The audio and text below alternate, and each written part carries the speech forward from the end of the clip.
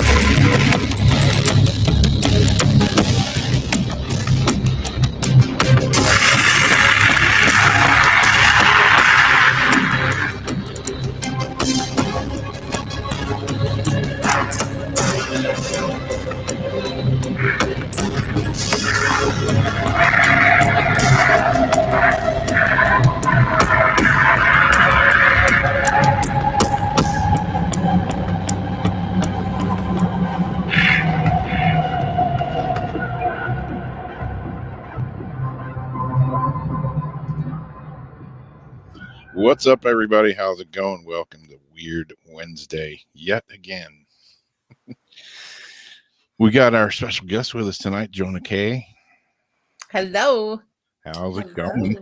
It is going. It's like snowing up here. Oh, man, that's just wrong. Snowing in Wisconsin. It's like snowing up here. Oh, man, that's just... we got echo going. That was my other phone. Okay. I got it off now. Cool. So where are you at again? Wisconsin. I'm Florida. Jamie's in California. Nice. Yeah, there was snow yesterday and today. Wow. Not I'm much, but enough. I'm 57. I've never been in snow. Never really been in snow at all. Really? Yeah, I'm a total snow virgin. Oh, yeah. There's nothing like scraping your windows at 7 a.m. Yeah. Trying to get to work on time. I've had to scrape my windows here occasionally, but nothing like you. No, there's times where you get out the broom. Oh, no. Hell no. There's a reason I live in Florida. I don't even like to scrape when it's icy. I was like, how many people do this every day? Just a little bit of ice and I'm crying. Oh, yeah. Well, you know, I just plan on traveling a lot more. That's all. I remember when I first met my wife, I opened the trunk and I'm like, what's all this? And she's like, oh, that's my emergency kit. She's from Indiana. She's like, that's my emergency kit in case I get like stuck in a blizzard or something. You don't have an emergency kit in your trunk? And I'm like, if I did, it'd be like a bottle of rum and an extra pair of flip-flops. Oh, I got a go bag in mine. Yeah, extra towel or something. Extra towel. Yeah. Oh, my Lord. That's funny. All right. I'm almost in. So you want to start off with the crazy news? Sure. This is see if I can get this over. This is, it's not really a Florida man, Florida woman story. It kind of is. It's here in St. Augustine, and this is, we're on Facebook Live, YouTube Live, Twitch Live, and we're on the Roku and Fire Stick on the 904 TV app now as well. And I saw this reported in the 904 Now news here, and I think it was on the local news as well. But you know, Florida's been open. We're not like a mask. You know, you don't have to wear a mask here, but certain businesses require you to wear a mask to go in there. So I don't have a problem with it. Whatever, you know, I've said that before. Well, some people take it to the edge with the mask thing, and this is one of them here. This is a local business here in St. Augustine that I don't know, man. Lady must have been having a bad day or something was going on, but man, she was pissed. Thank you. You need to leave now. I haven't done anything to you. No, but you're inappropriate and unfair to the other guests. You need to leave the store, both of you. Take a card. My name is Laura. Please do not return. Thank you so much. I didn't. And come out of the store. You're not welcome here. I called the police because I can identify you. You took off your mask in a store where I asked you not to.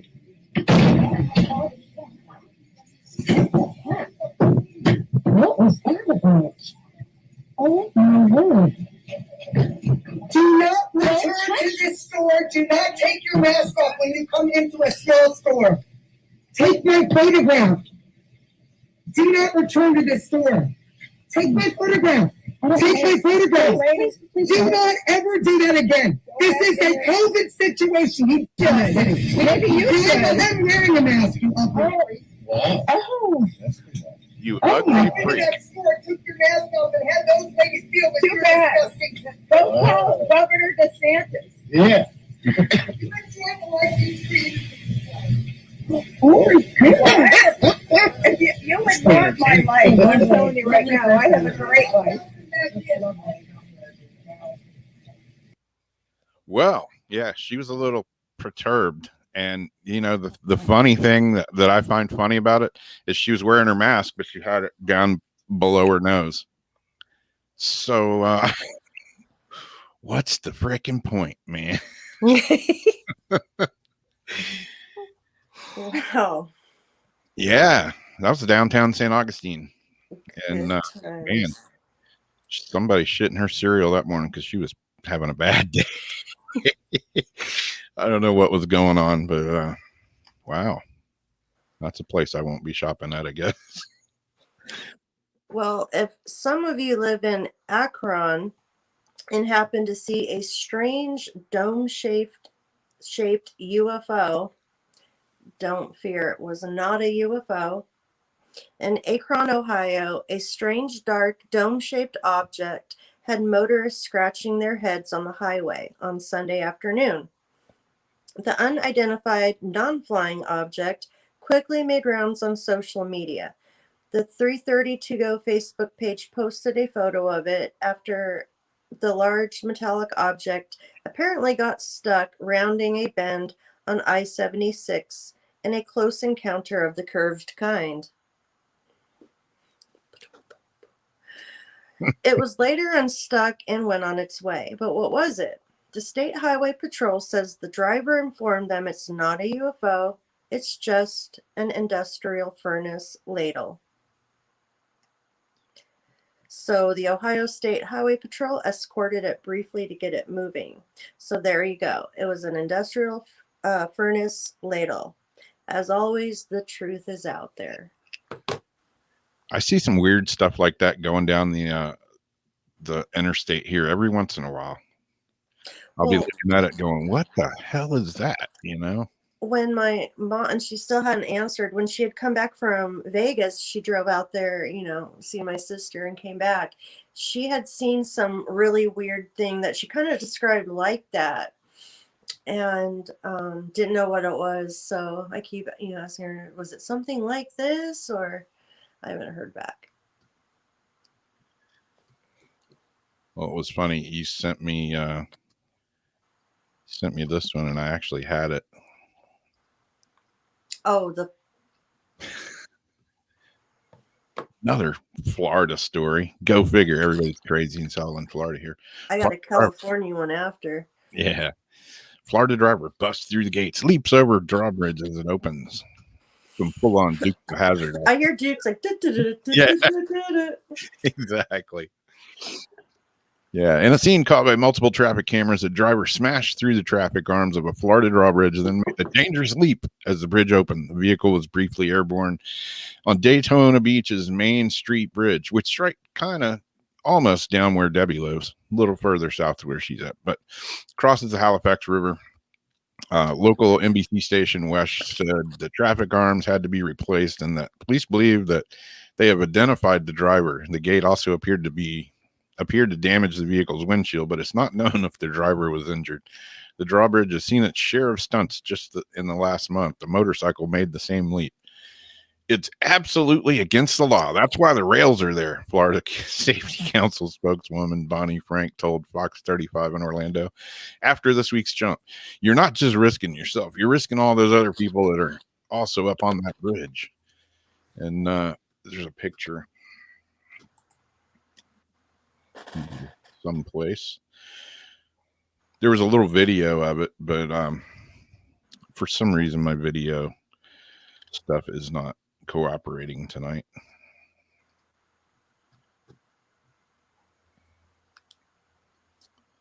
But yeah, the video showed it smashing through the gates, and then it's not I wouldn't say full on Dukes of Hazzard because the bridge needs to be up a little higher for Dukes of Hazzard, but the car did get airborne going over the bridge. Reminds me of an old drawbridge that used to be here in St. Augustine. That it wasn't a drawbridge like this; it was the level one that would go up, and that was the cool thing to do when we were kids was to go jump on the bridge as it was going up. Oh, Rob. So I have dreams about that. Really? Yeah. Like I'll dream that I'm driving up and the bridge is opening up and I have to make a decision. Yeah. And I was in Flagler Beach, which is just down the A1A from you. Yep. And I went over a bridge that like goes towards the A1A going into Flagler. Yep. And you see the ocean as you get to the arch of the bridge. And I'm like, oh, this is such a cool bridge. And I'm not a big bridge fan. And I've had these dreams for years about like being on a bridge that opens up. A couple months after I left Flagler, somebody had tried to jump that bridge in Flagler. Oh, man. Yeah. So it's just kind of crazy. Have you looked into what your dream might mean? I think I'm just astral traveling and I'm trying to like get back somehow. Like I feel like I'm going too far when that happens.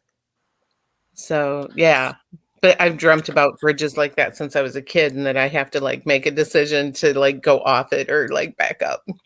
That's crazy. Hang at the very top. Yeah, I've had a couple of those dreams too. Well, in California, a life-size teddy bear on a quest to walk. And what was the story? There was a guy who walked from, what was it, Disneyland to Disney World, right? Yeah. Okay, well, this is, and I want to know if any of you guys out there in California happen to maybe see this teddy bear, because this is what it is. A life-size teddy bear on a quest to walk the more than 400 miles from Los Angeles to San Francisco said his journey has been fought with obstacles, including a brief run-in with the law. Jesse, 33, who goes by the name Bearson, when he dons his teddy bear costume, said he had no goal in mind. Wouldn't that be hot? When he decided to take Bearson for the long walk between the California cities. I'm like a puppy, I guess. I just see something and I chase after it, he told CNN. He said the walk sounded like a fun adventure. Jesse, who successfully ran a marathon in 2020 while dressed as Bearson, was approached by the LA County Sheriff's Department during his walk on Tuesday. This was a very unique situation. You may have seen a large teddy bear walking through town. One of our deputies got to meet the individual inside the bear and learned his goal is to complete a walk from LA to San Francisco. We wish him the best of luck on his adventure, the sheriff's office tweeted. Jesse said the deputy only wanted to make sure he was safe and hydrated. They probably wanted to make sure he wasn't intoxicated. He said other obstacles such as road closures and unexpectedly difficult terrain have caused delays that pushed his expected arrival date in San Fran back from April 17 to the 21st, which is today. Jesse said he's spending his nights camping and is asking supporters on his GoFundMe to help him with food and other costs. He said a surplus of money from the crowdfunding effort will go toward creating an upgraded Bearsome suit. He said his goal as Bearsome is simple: to spread joy. This is what I want to do. I just want to run marathons in my bear suit, he said. It makes other people happy too, and I'm all about laughter and smiles. Yeah, he's probably going to need some extra donations because that bear suit's probably going to smell very funky by the time he completes his walk. Wow. Yeah. Hey, that's a commitment right there. I'd sent you like a little video clip of it. I'm not sure if you're able to play it. No, I can't get him to download open. from there. Should I send those to you on your phone in the future instead of Messenger? That, or maybe we'll try Dropbox next time. I don't know. I can't use Dropbox. Oh, dope. Nope. I ran out of space and I won't pay for it. So I didn't read chat if anybody's seen it or not. I told CNN, yeah, this wasn't a CNN article though. Well, this one's not in Florida. This one's all the way over in the UK. But yeah, mystery is 100 drivers are locked out when their key fobs suddenly stop working at a Tesco parking lot. And I'm assuming Tesco's kind of like, big box store or something of that nature. But baffled shoppers whose key fobs mysteriously stopped working at a Tesco car park have jokingly blamed aliens. Newhurst's police received around 100 reports over the course of 3 days last week in relation to unexpected phenomenon in Royston. Officers went down to the supermarket on Old North Road with reps from the communications regulator to conduct a survey with an investigation ongoing. The constabulary's statement posted on Facebook that the issue appears to be intermittent and is not being treated as a malicious intent. Customers have been warned not to panic if they can't open their cars and instead report it to the store's customer service desk. I don't know what's going on, but when 100 key fobs all of a sudden don't work, I don't know. I don't know if I'd want to hang out in that parking lot or not. Start having headaches and Glow in the dark. Yeah, glow in the dark. Horn starts growing out of the side of your head, or something's going on there. My conspiracy brain is like going 1,000 miles in different directions right now. Yeah. Could it be aliens? Could it be? Who knows? Today's day and age, who knows? Who knows is right.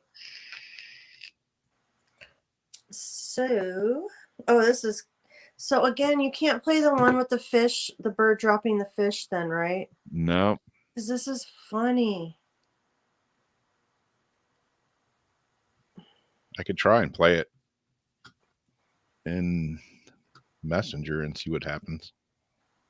Well, will your Messenger be public though? Yeah.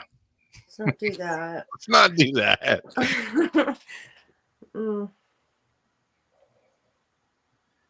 Yeah, I don't know why it won't let me download any of the videos out of there anymore.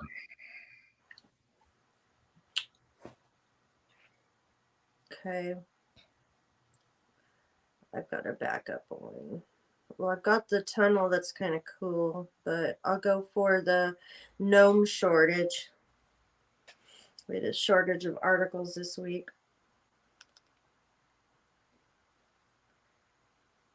And then you can't show the tunnel either. No, I got the pictures for that. Okay.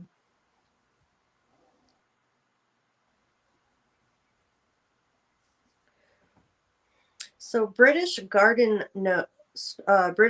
stores are facing a gnome shortage. Garden stores in Britain are facing a garden gnome shortage, and industry experts said the recent blockage of the Suez Canal is partially to blame. Now, I didn't think gnomes were, that big of a, crisis right now. Ian Bryan, assistant manager of Heightfield Garden, said COVID-19 lockdowns led to a boom sale in gnome statues and other garden supplies. Oh, probably that's when everybody was trying to do their yards to like brighten people's days and did all the Christmas lights and all that. He said the increased demand mixed with a shortage of raw materials attributed to the recent blocking of the Suez Canal by the cargo ship. And it's made garden gnomes increasingly difficult to find. We haven't seen a gnome in 6 months now, unfortunately, he said. Raw materials are becoming a bit of an issue, and unfortunately, gnomes are a victim of that shortage of supply.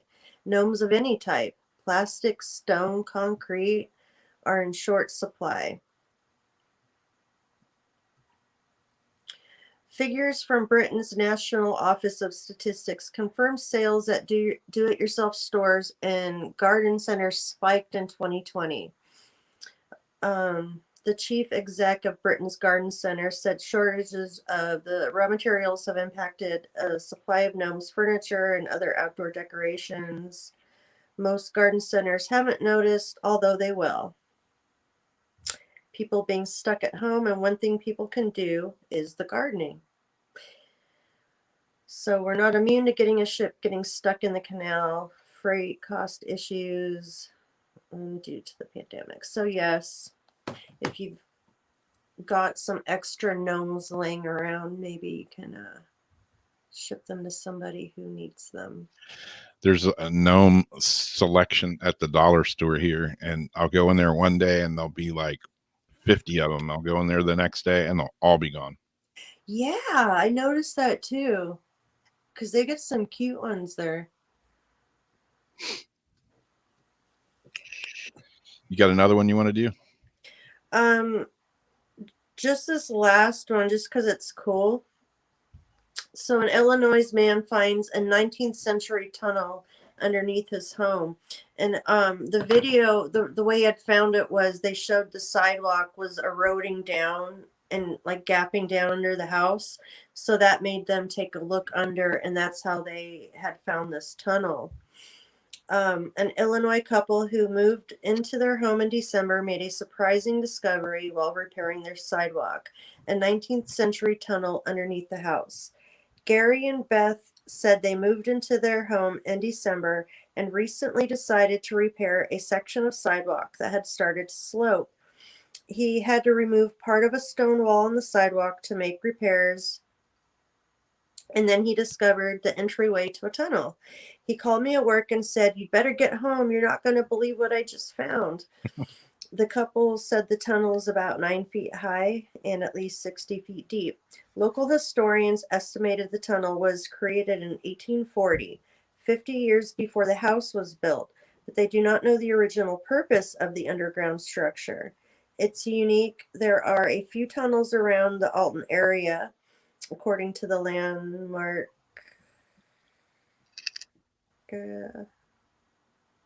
Historic Society.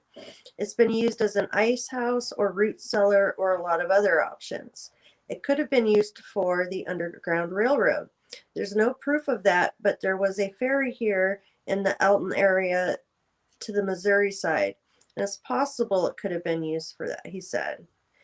He hopes to preserve the tunnel, possibly give tours if deemed safe. The city agrees to help with the cost. So that's interesting, an interesting find. I'd be wanting to do EVPs and stuff down there. Yeah. Well, you should, because Alton is very, very haunted.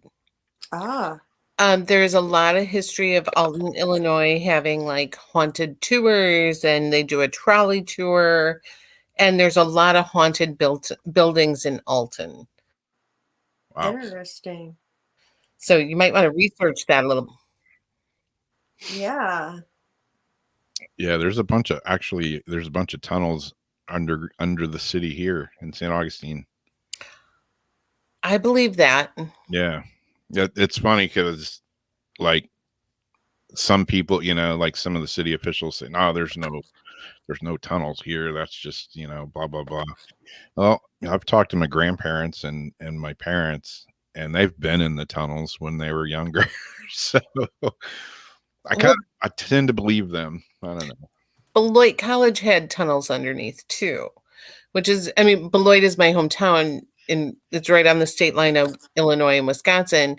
And there's tunnels underneath there where they used to send the women to walk from class to class. And the men could stay above. Like it was a safety feature. Yeah. Yeah. I'm sure until one guy got down below. Yeah. Exactly. How safe is that? Yeah. But at least that's what they told me. And then Rockford, Illinois, supposedly in their downtown has a bunch of underground tunnels too. So I don't think that it's that unusual in towns and cities to have underground things. And they could go back to Capone days and things like that too. I was just going to bring that up. In Jamestown, Gold Country out here, there's Hotel Ledger that I would go to all the time. And the bank was across the street, and he stayed at the hotel there. It was an old Wells Fargo, and they had the tunnel that would go under. So when they had to, do stuff, they wouldn't get robbed on the street. Yeah. So I don't know. Yeah. Who knows what we're fun stuff. Do some research on Alton though, because we could all meet there. That's kind of like, definitely. Yeah. That's Illinois, right? It's right across the bridge from St. Louis. Okay. So it's like on the border. And never say Illinois. Yeah. Was I saying that? Yeah. Illinois. Illinois. Yeah, you're not from anywhere in the Midwest when you start saying Illinois. Yeah. Exactly. Yeah, I'm California born and raised. Somebody says what state? It's Illinois, not Illinois. Okay. Illinois. Mm-hmm. Yeah, I'm still struggling to say the word coin right. Coin? Yeah, coin. I'm gonna struggle with that damn word forever. Man, I'm selling rings made out of them now, so I need to learn how to say the word right. But your rings are gorgeous. I've been watching you post them, and they're beautiful. Yeah, but yeah, that word just kills me. Certain words, My dad couldn't say toilet; he'd say turlet. Turlet. Okay, well, we're at 9:30. Did you want to do a quick break before we move into? Yeah, we'll do a little commercial break and then introduce, and we'll get going with our guest here.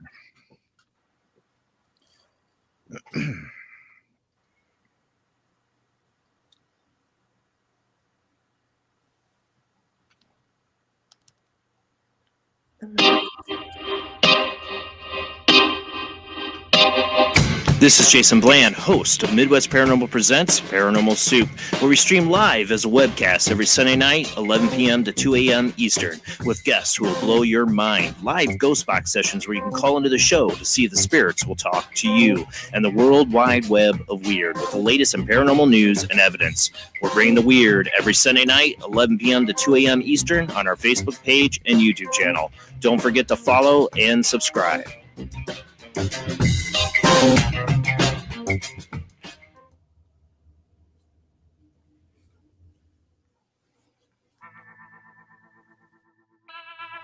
Do you like rock and roll?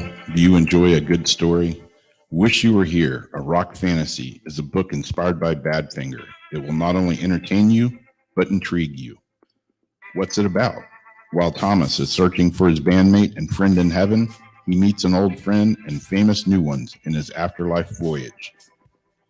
Reader's favorite hails Wish You Were Here, a rock fantasy, as a whimsical, speculative novel by author Joyce Isaacson.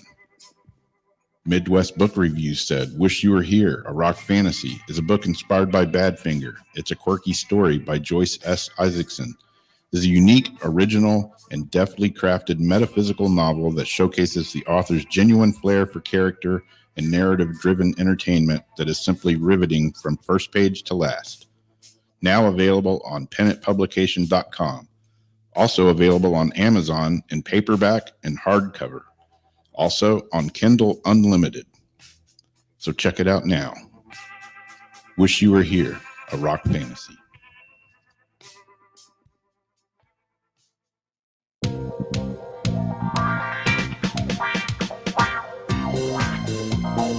The night is alive. Join us and take a walk on the weird side when you tune in to the Kingdom of Nye, hosted by Heather Wade, the finest in late night talk. Listen live free weeknights starting at 9 p.m. Pacific time at thekingdomofnye.com, talkstreamlive.com, and the Paranormal Radio app. Wanna take a ride?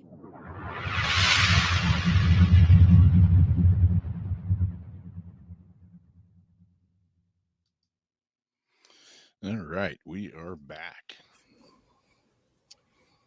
And yeah, tonight, if you don't know our guest, this is Jonna Kay. And if you saw her, you were on Jason's show, about 3 weeks ago or so? Was it 3 weeks, a month ago? Yeah, somewhere in there. Yeah, somewhere like that. I lose track of time. Mm-hmm. But yeah. March 21st. Yeah. In case y'all don't know, little bio.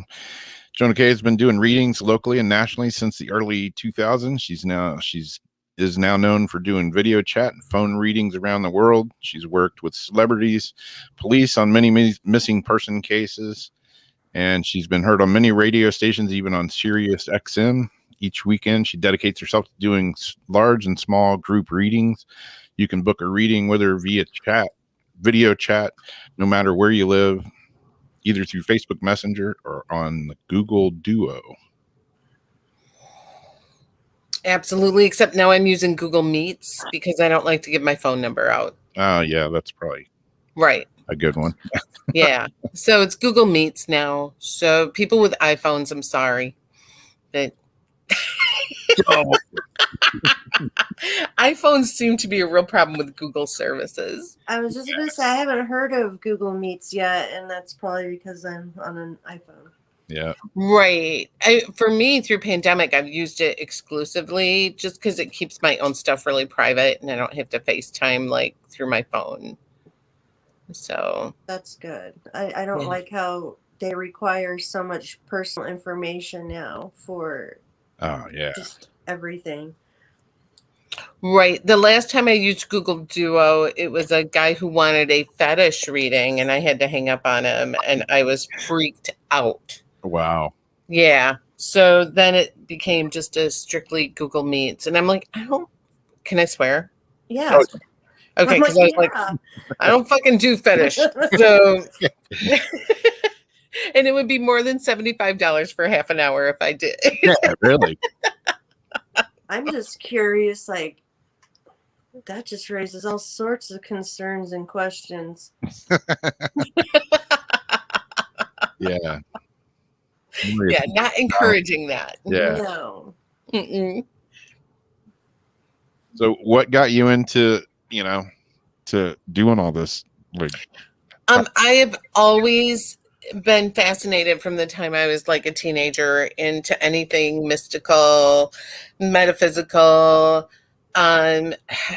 Probably before that, the first metaphysical book or kind of mystical book I ever read, and you might be younger than me, so you may not know this, but it was The Reincarnation of Peter Proud. Do you remember that? Mm-hmm. So, yeah, I remember my mom and my brother telling me, you're too young to read this. So, of course, I read it under the covers with a flashlight when I was like in 4th grade because tell me I'm too young. And I just remember thinking reincarnation made so much sense. Like, to me, it was like, yeah, that makes so much sense. And it just never was a question in my mind. And as I got older and started getting readings and learning more, it was just an obsession. Yeah. So, yeah. Yeah. When you're doing readings, is like, how do you connect, with people or the, spirit or whatever? There's a couple different methods I use. When I connect to somebody who wants just like a futuristic kind of reading, I just connect to their chakras and ground each other. I ground them, I ground myself, put us under a dome of white light, and then I just give them future readings. When I do other side readings, I literally like put us in an elevator and go up the chakra elevator and get off on the top floor. And it always seems like people just come right through from the top floor. Cool. Yeah. Yeah. It's always been interesting to me. Like, the other night, Jason was talking on his show, and, he's had moments of, whatever you want to call it, but, things have come to him, and he's like, no, I'm not. He astral travels since he was a kid, right? He's done some of that. Yeah. Yeah. Yeah. Yeah. I think I was doing that for a while. I was having these really, really like vivid dreams. And I was like, I kept meeting this Indian and like going places. And I'd wake up and. Oh, that was your spirit guide. Do you think so? Absolutely. He was showing you some stuff. Yeah. William says it was a movie. It was a movie. Peter Proud was a movie too, but it was a book first. Yeah. Sorry. Yeah, that was your spirit guide that was taking you places. Yeah, I was I would wake up and I would like, I'm looking to see if I'm like, dirty, because I'd been out in the woods and like even flying and like doing all kind of crazy stuff. Yeah, you were astral traveling with a spirit guide. Yeah, I was kind of bummed that it stopped. Ask him to come back. Yeah. Right. I mean, you could, and I would keep a journal if it happens again. Yeah. So, yeah, keep a journal on every bit of symbolism in that dream and make sure that you write everything down, because your guide's trying to give you a message. He's trying to tell you something. Yeah. Yeah. Normally I would have dreams. I told Jamie about one of my dreams the other night. I won't talk about that one here, but, but I'll have this weird dream every once in a while or something. But the other night was the first like really vivid, like felt real kind of dream I've had in a while. And it was pretty strange. Do you take anything to sleep, or because I've been taking like the mixture of valerian and melatonin with some chamomile. And apparently it makes me talk all night in my sleep, and I have crazy dreams. Yeah, crazy stuff. Wow. Yeah. I had a really vivid one around the same time that he did. Yeah. And my thing is, when I have visitation dreams and things, I always know because I'll make eye contact with them. Normally in my dreams, like I'll see their face. I never look them in the eyes. And then at the end of this one, I was watching ID channels, so I know which parts my brain was kind of pulling from the TV. And I can't watch ID channel before bed. Oh, that's my bedtime stories. And so I'm like listening, to this stuff, and I knew that the drugs planted on me was from the show because they'd planted. But in my dream, I thought it was over because the way, this officer had looked at me and he's like, "Your case is closed." I said, "What?" He said, "Case is closed." And I'm like, "No." And but the thing is, I could see his eyes, and when the headlights went by, where I saw the aqua around the eyeballs, it looked a little red, as if he had been kind of like teary. But when I woke up, I almost felt like he was releasing me from something. It wasn't like as bad as I thought it was, but it was so real. Like I can still see his eyes. So by telling you the case is closed, literally was telling you the chapter was done in your life. Does that make sense? Yeah. Yeah. So something was actually released and finished. Someone says THC, you will not dream if you smoke pot every night. Yeah. No. Yeah. That will shut that shit right down. Yep. Mm-hmm. Yeah. I usually go to sleep. I was telling Jamie last night, I really screwed up. I sat down on the couch and like passed out, and my wife gets off work at 10:30, and she came home at 12 o'clock, and my ass was still asleep on the couch, sitting there. She thought I was dead. Oh, Jesus. Yeah, she was pissed. Can't blame her, though. Usually I don't have a problem falling asleep, but yeah, every once in a while, if I can't sleep, I'll get up and smoke a J or something, and I'm out. I don't dream. I don't move. I don't do anything. But yeah, most of the time, I don't have a problem going to sleep. I think it's interesting when you talk about the elevator, because you're the first person I've ever heard have that type of a method, to where you say when the door opens, it's whatever's at the door, correct? Yeah, absolutely. Yep. And sometimes they'll jump on the elevator with us. We'll get to like the third floor, and I'll look to my left and somebody's sitting on the elevator standing next to us. So they jump in like midway through. So sometimes it's a little shocking that they're actually on the elevator. And I'm like, oh, this person wants to really talk to you. So do you also see, to get the shapes too, or number, do you also see other things when you're looking at someone or the energy around you? So like auras and stuff like that, you mean? Yeah, and some people will see things in numbers, or they see things in shapes or colors. Well, I get a lot of symbolism when I do readings. So Okay. a lot of things come in symbols. A lot of things come. I grew up in the 70s, 80s. So a lot of times when I'm doing readings, if I'm supposed to say a name, I will literally see like somebody from the Brady Bunch or something very quickly go through my head from the 70s. And my guides just think it's hilarious to give me that kind of information.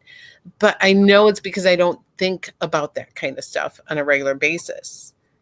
You know what I mean? So I'm not thinking about the Andy Griffith show during the day. Yeah. So it's not something you were exposed to, or... Well, I was exposed to it as a kid, but I'm not walking around thinking about it. Yeah. So when I'm doing a reading and I get that kind of iconic pop culture from the 70s, early 80s, that symbolism means something, or a song might mean something, or a name might mean something. Okay. If that makes sense. And your guides will work with you in however language that you choose to understand them. Oh yeah, mine know exactly how to get me. They talk to me through the TV, through songs. I mean, just to let me know that they're watching. I laugh a lot because I'll go to get up and think, I think I'm going to get some cold pizza, and then as soon as I'm doing it, they'll say something. I'm going to grab a piece of pizza on TV, and I just look up and laugh. Or if I did something during the day, something will show up or happen that it's like to tell me I was there and I was watching, and if they want to catch my attention, and I could tell they really want to talk, or it's like, okay, I'll get out my cards and I get the mess, and I can put it all together. But I use a lot of symbolism and signs. Yeah. So when I'm tuned in to somebody, once I get that tune in kind of thing through the chakra energy, it just seems like it just kind of flows, and I'll just keep getting weird symbols and signs and feelings. And sometimes I just hear names, or I hear things. It just comes in all different ways. So I used to get a lot of like deja vu type stuff.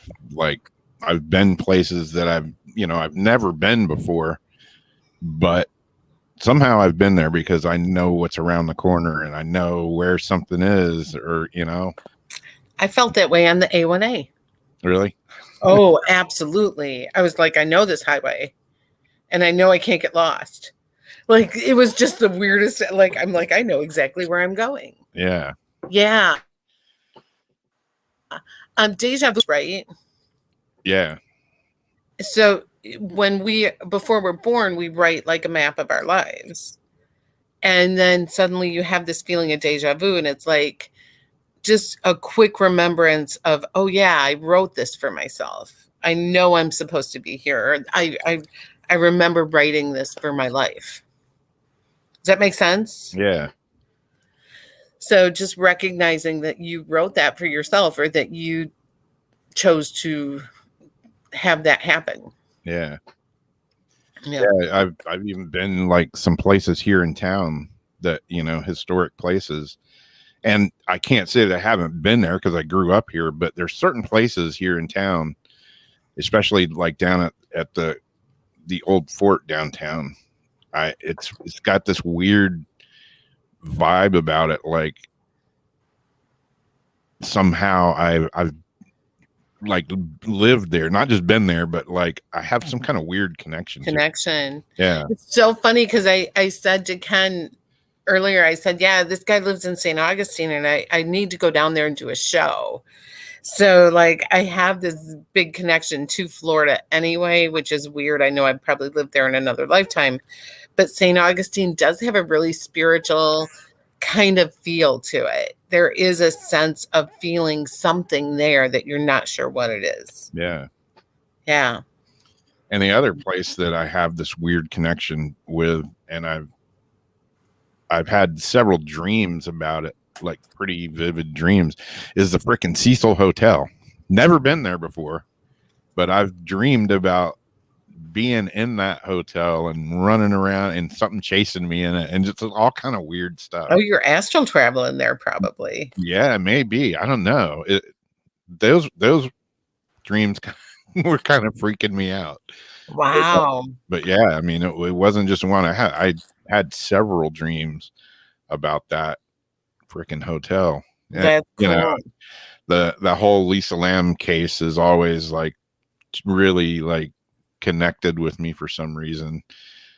And I'm trying to think, am I dreaming about it because of that, or but in my dreams, yeah, in my dreams, it had nothing to do with that case or anything. It was just being in that hotel and going in all the different rooms and seeing all kinds of weird stuff. And it was maybe you worked there.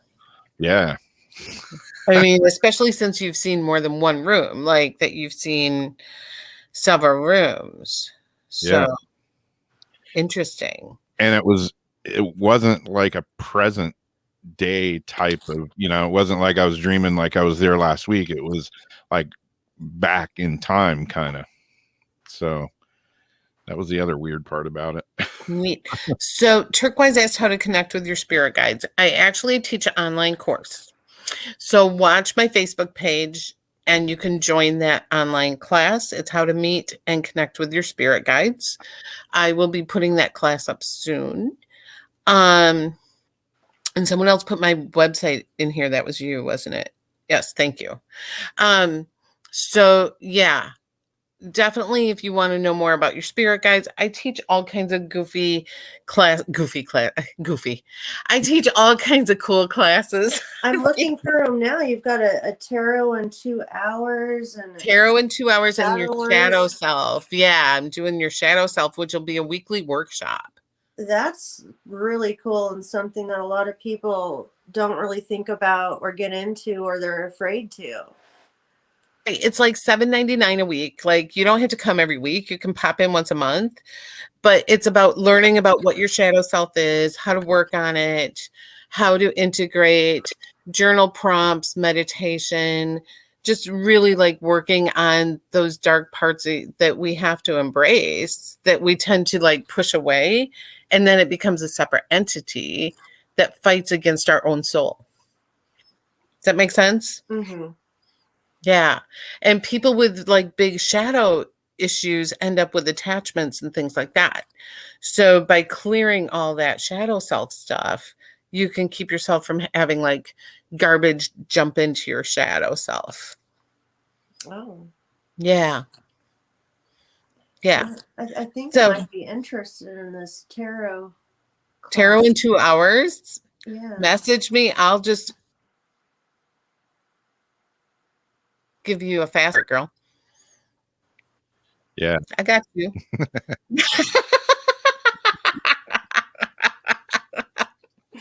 I can actually teach tarot in 2 hours, and I can make you like, honestly, you'll be like, I've been trying to do this for years. And once I show you in 2 hours, everything will click and you'll go on to do readings. See, because I'm like a self-taught person, and I've always done everything myself since I was young, and try to figure things out and put it all together. And after an accident, I've lost a lot of memory from things I've done, so I'm kind of having to teach myself a lot. Oh, see, shadow work would do good with you too, to like integrate all that stuff. And- There might be a reason you've lost that memory. And that's another thing I've been trying to do on my own too.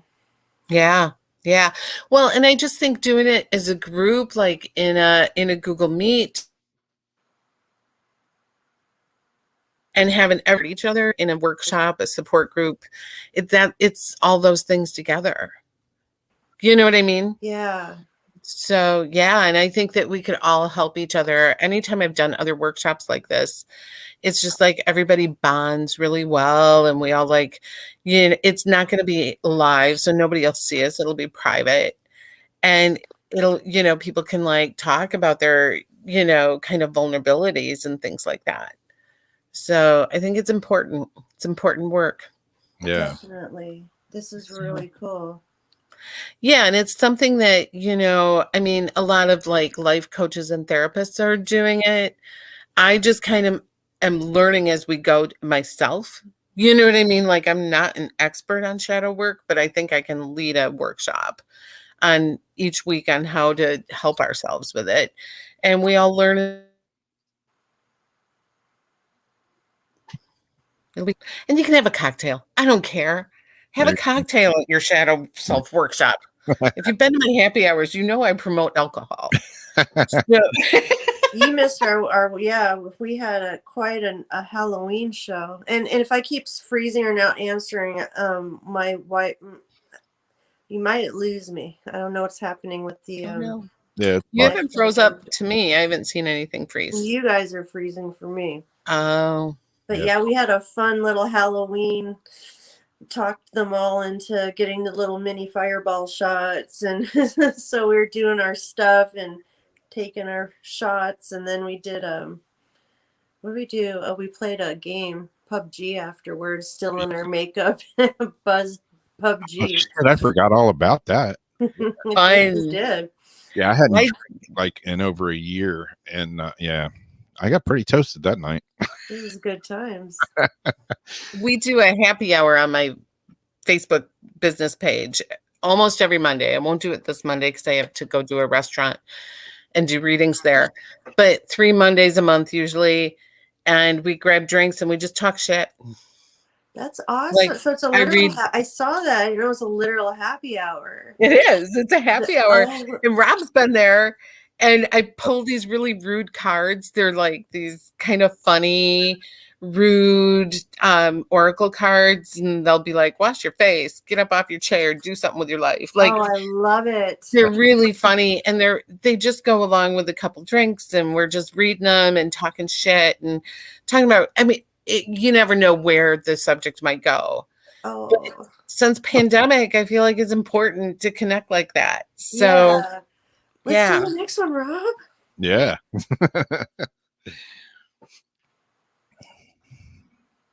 Well, corn maze, whatever we might talk about. Yep, exactly. Yeah. That's kind of how our show goes. We just let it go where it goes. We don't have a plan. It just goes where it goes. And, sometimes it's like, wow, can't believe we went there. Yeah, usually, I mean, mine can go anywhere from recipes to sex. Who knows? Yep. So, yeah. And everything in between. Yep. Oh, somebody said I froze. I'm sorry if I did. I'm sorry. Yeah, internet, Yeah. like everyone, my computer runs perfectly normally, and I got up this morning and just like all hell had broken loose and my mixing board wouldn't show up. And I'm like, great, it's Wednesday, it's show day. And at least it was this morning and not like 10 minutes before the show, though. That's usually when it happens. Yeah. Well, I mean, I also think you get a bunch of people in with energy and psychic energy, and you're going to have more weird electronic issues too. Yeah. And I have crazy electronic issues on my own without anything. So, yeah. Do you get the light bulbs stuff too? Do the light Oh, bulbs? honey, I get lights that turn on all by themselves. Okay, I had. And I can't wear a watch. There's like so many weird like electromagnetic things around me. It's not even funny. What happens to the watch? I've never been able to wear one. It dies within a couple days. Wow. Mm-hmm. Yeah, we were doing. I can't remember if it was our show or Jason's show. Just like within the last month, and like everything that I had, my phone was dying, my iPad was dying, everything was just taking a crap on me all at once. Yeah, you were draining something. So when that happens, you have to ground yourself. You have to like do an immediate grounding exercise and see if that doesn't help. Yeah. Because for some reason, your energy field is just pulling all that shit in. Yeah. Yeah. Yeah, I was freaking out just trying to like just stay online. Like, yeah, because the last thing you do is stop and ground yourself. You get spun up into that kind of spiral, which makes it worse. Yeah. Yeah. So I stop and I do the breaths. The breathing has really saved me over the years. I used to like not breathe. I would hold it in. I had ulcers and all sorts of stuff. And I just learned to breathe it out. Breathe it out. I do my crystals, the grounding, and just meditate and breathe it out. Oh, somebody says they got the word peppermint and peppermint patty by my curtains.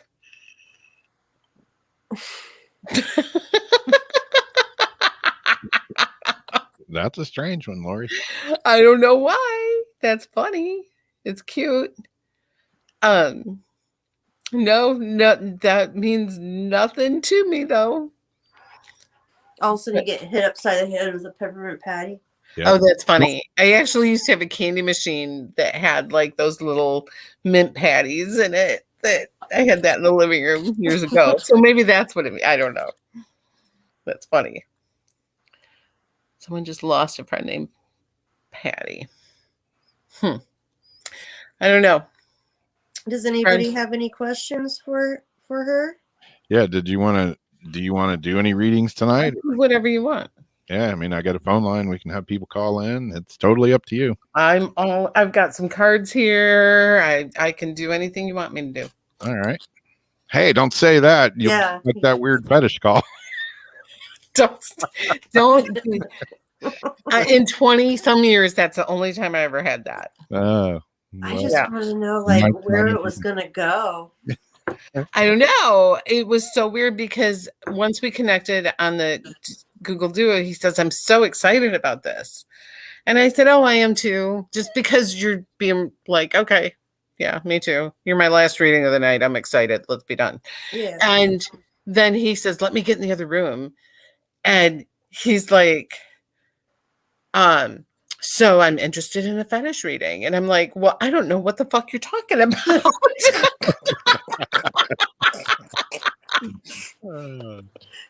Like, I've never even heard of a fetish reading. Yeah. It's not listed as one of my services. So.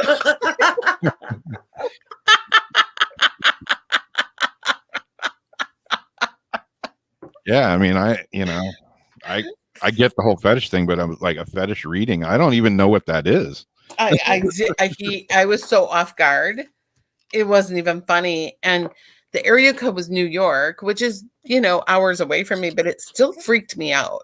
Yeah. Like it still freaked me out just to like a little bit where I was alone in my office when it happened. And I'm just like, I ran over and locked the door and I'm like, oh my God. Like I would have felt like I need a shower after that. Yes, it was creepy. Really creepy. Yes. So Yeah. Oh, and I wanted to talk to real quick before we get started. On May 21st, I'm having an online mediumship group that is like in a Google Meets, and it's only $20 a person. So definitely come join that. You might get chosen for a reading. If you don't get chosen, you get a discount off a reading. So, either way, it's a Oh, good how thing. cool. Yeah. So what do you do? So it's just like when I do my group galleries, only it's on a Google Meets, and I just pull people forward and bring spirit through from the other side. Awesome. Yeah. Well, we had to learn how to do things differently. Mm-hmm. So, but I'm back on the road now. I did a show last week in Kenosha, and we had 60 in the audience, which was a good show. Yeah. And I just sold out in Sun Prairie, which is up by Madison, Wisconsin. So I sold that show out for May. Nice. So yeah, I'm starting my list at some point. I mean, I want to just drive up and down the A1A and do readings. That's all. That'd be cool. It is cool. I love doing readings by the ocean. Yeah. Oh my goodness, yes. Mm-hmm. Yeah, that's my grounding spot. Is a lot of times I'll just go out to the beach at night, when there's nobody around, and that's my quiet spot. Absolutely. Well, I mean, there's something about the water and the sand and the salt, and that's all very healing. And all the elements together when you're out there. Yeah. And I always say that's why Florida gets the crazies. Oh yeah. Because of the sand, the salt, the heat is all very healing. A lot of people go there to get healed, but they're already fucking addicted and shit by the time they get there. So they can't heal. And it just ends up being a hot mess. Yeah. Yeah. Am I I have wrong? a nice little No. place down in California where I grew up. We were just walking distance from the beach, and it's like my happy place. And still, it's like a 45 minutes hour drive now. But when just all hell's breaking loose and I feel like I'm gonna snap, that's where I go. I've got my little cove I go to, my sea lions. I know where they're at, and I just sit and just take it all in, write my problems in the sand, and just wait and watch the waves wash it away. 100%. But that's my healing spot.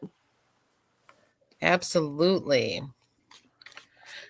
So what are we going to do? I've got some cards. I can do some, people can call with a question, or if you want me to do like other side stuff, we can do like quick other side stuff if that's where they want me to go. Yeah. I know people usually are into the cards and stuff too. Whatever. If anybody's wanting to have a turn, let us know in chat. Yeah, Zach had a question there that's up. The phone line's open too. Should be open. It's a number scrolling across the bottom. 904-385-3985. Yeah, well, I'd rather have you call than just answer questions in chat. It just feels so much more connected. Yeah. I hear a voice. I did a whole Facebook Live today where I was just like, and this card's for you today, Susie, kind of thing. And I mean, I like doing those. They're fun, but it doesn't feel as connected as when I get to actually talk to somebody. Yeah. 100%. Mm-hmm. Lori, do you want to call in, or Evelyn? Sherry? Azariana has a question.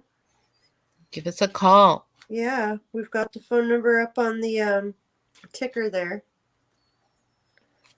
Sherry has lots of questions with laughy face. I have lots of questions. I still have lots of questions about that's another story.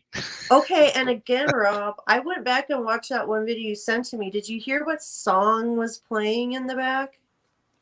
Which video? The video you sent me to show me who a person was. The Walmart. Dream. Oh, okay. No, I didn't. Did you hear what song it is? Which song? Well, it has to do with the proposition. Oh shit. So that might be where that came from, like all together. Who knows? Okay. Yeah, Trying to get the number 904-385-3985. You tell I've done some radio here. yeah.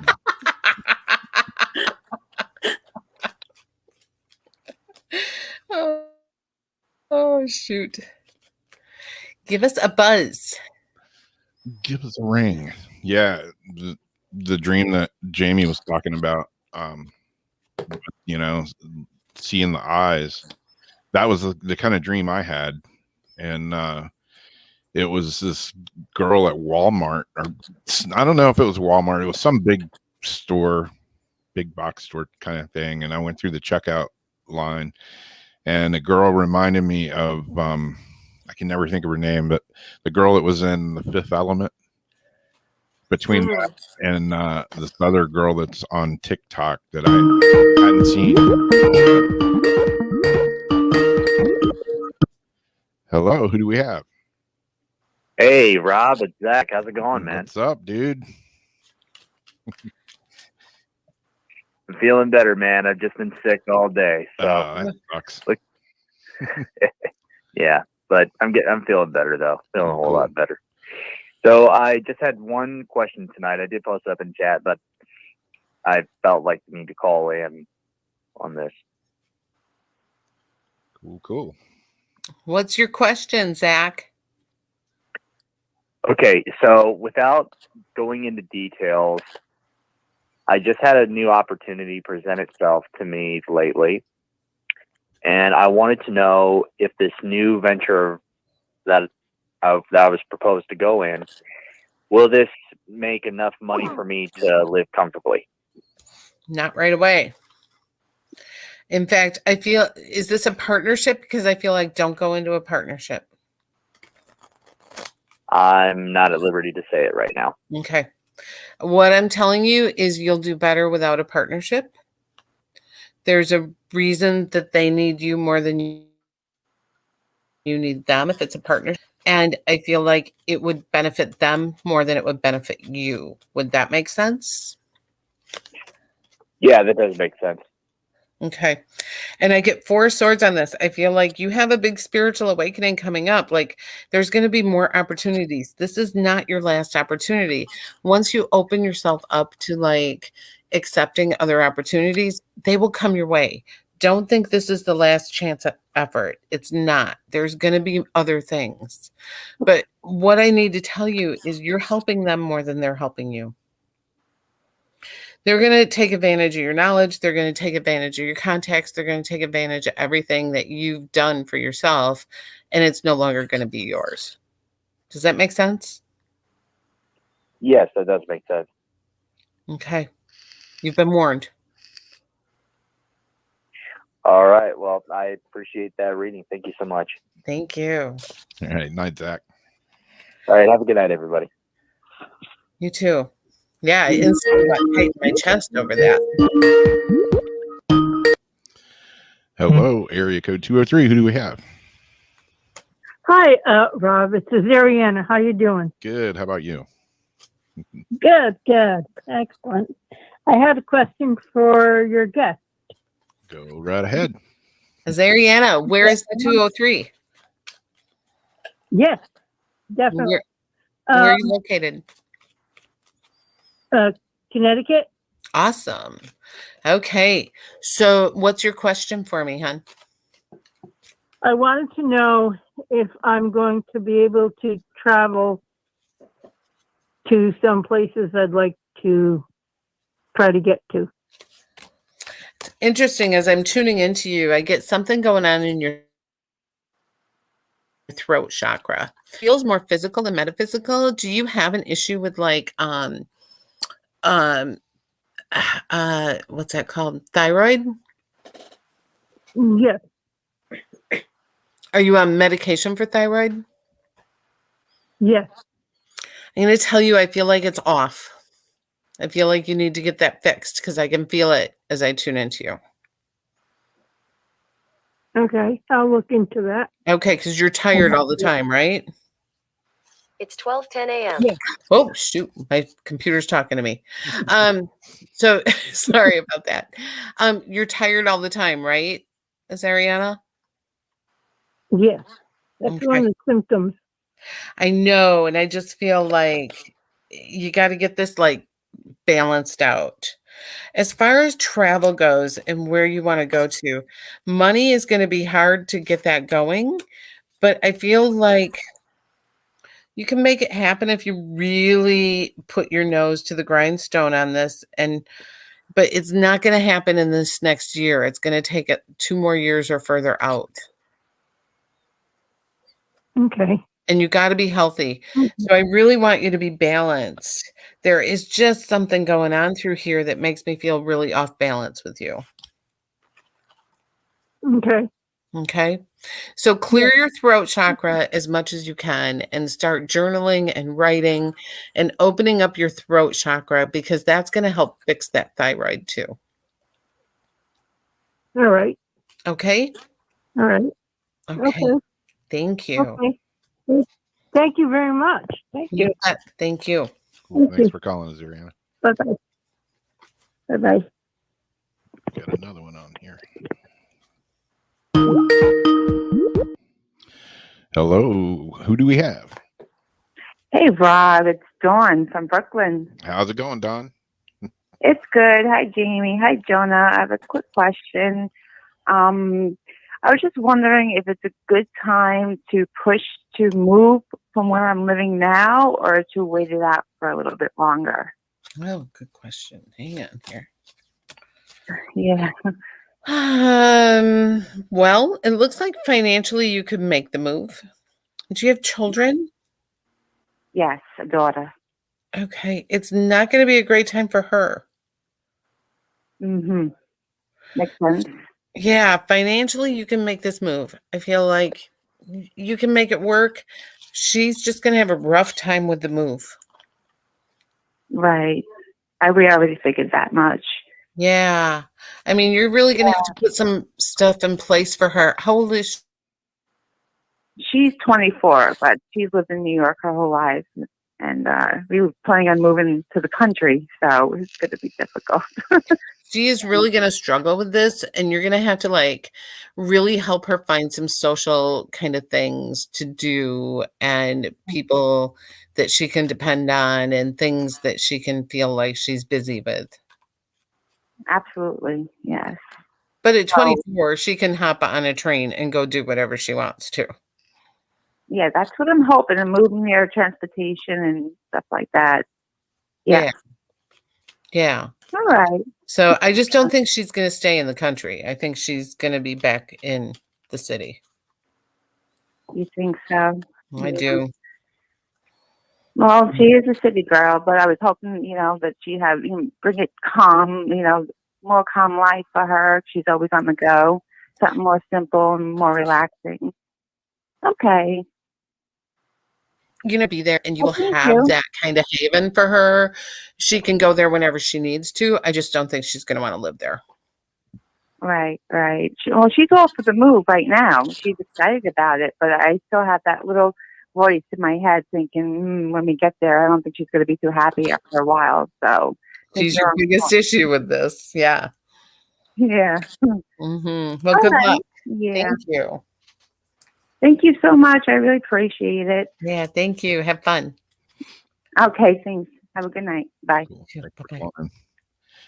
Yeah, city. I grew up in the city here at the beach here, but I've always kind of lived at the beach, or real close to it. And then I moved out to the country, and I was out there for 16 years. And when I came back to the city, it was kind of a culture shock. I was like, I had this house built here, and I'm like, holy shit, I have neighbors like right next to me. Oh yeah, I don't like neighbors. It was freaky at first. Yeah, I'm not a big fan of neighbors. I got good neighbors, so I got that going. But yeah, they told me I got the last house on the left, kind of like from the movie. And I live in the last house on the left as well. Nice. Yeah. I had the last house on the left, and they told me nobody will ever be able to build next to you, because I wanted the lot next to me, and they were like, no, we can't build on it because it has wetlands and stuff. Well, yeah, a year later my contractor knocks on the door at like 8:00 in the morning. He's like, I got some bad news. We're going to build a house right next door to you. And I'm like, oh, on the lot that you told me that was unbuildable? D says, may I call in? Absolutely. Give us a call. We're not going to.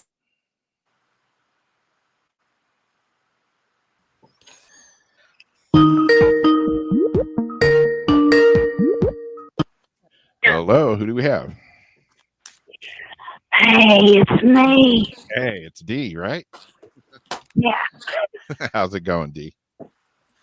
Oh, my voice is killing me. Sounds like a throat chakra problem.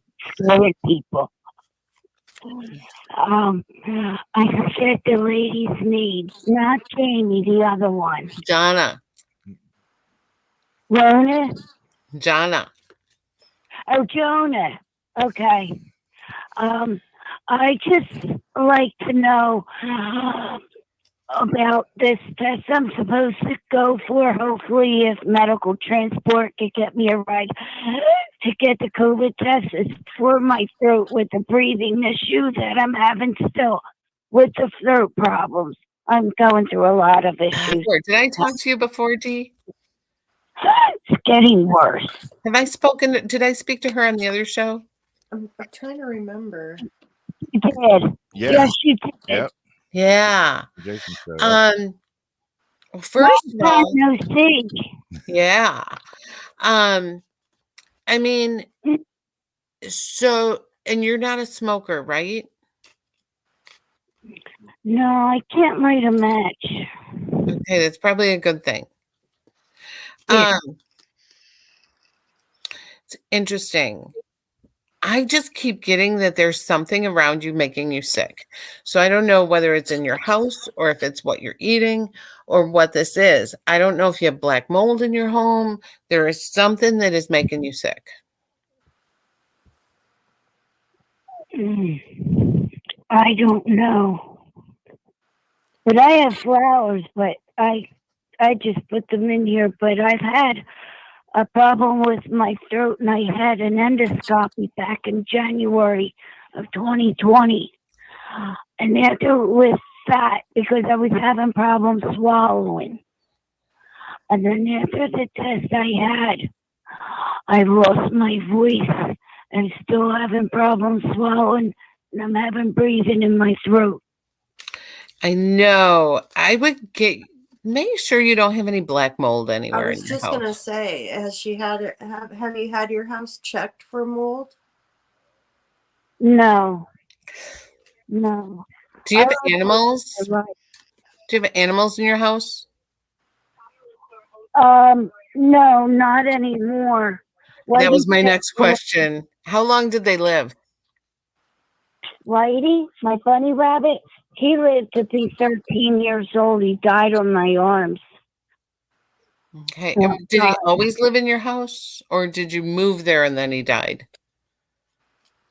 No, I lived here since I was born. I was sent home by the hospital and lived in my house ever since after leaving the hospital.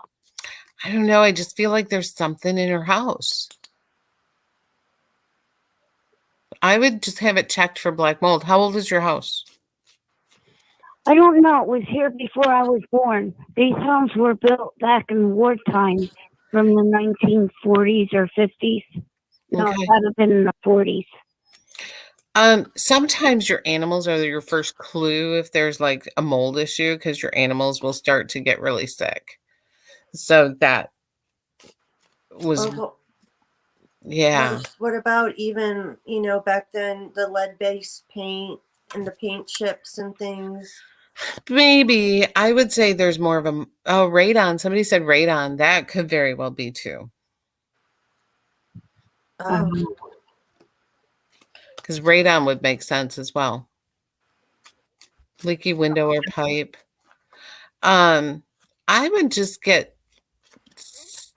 have your house checked. It just feels like last time I spoke to you, I said something is making you sicker, and I felt like you had to quit something, like smoking or doing, something like that. But now I'm just feeling like it's around you. It's where you live.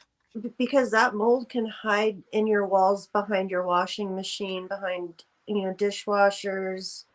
It can Inside. just get in the air from the basement and come up through the bottom of the door. So yeah. Because where do you live, Dee? I live in Belmar, Where's that? New Jersey. New Jersey. Well, So you have basement, New Jersey, right? my state I live in. Yeah. So you have a basement? No, there's no basement. There's there's a thing where they open a door outside and you can crawl in and A crawl space. dirt and everything down there.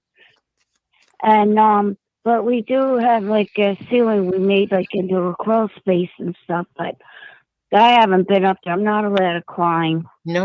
I don't want you going anywhere. I would just like to get somebody to check your house out. Oh, Yeah. batter mouse feces. Yeah. Somebody said it could be batter mouse feces. Yeah, I don't know. But anyway, but if there's mold in the house, you could get kicked out of here, and I don't want to lose my home. I don't think you'll lose your home. You just have to fix it. Oh, Because that can kill you. And sometimes, like, your insurance will cover that. I don't have insurance. I just have health insurance. You don't have homeowners insurance? No, nothing. Is that legal? I don't know.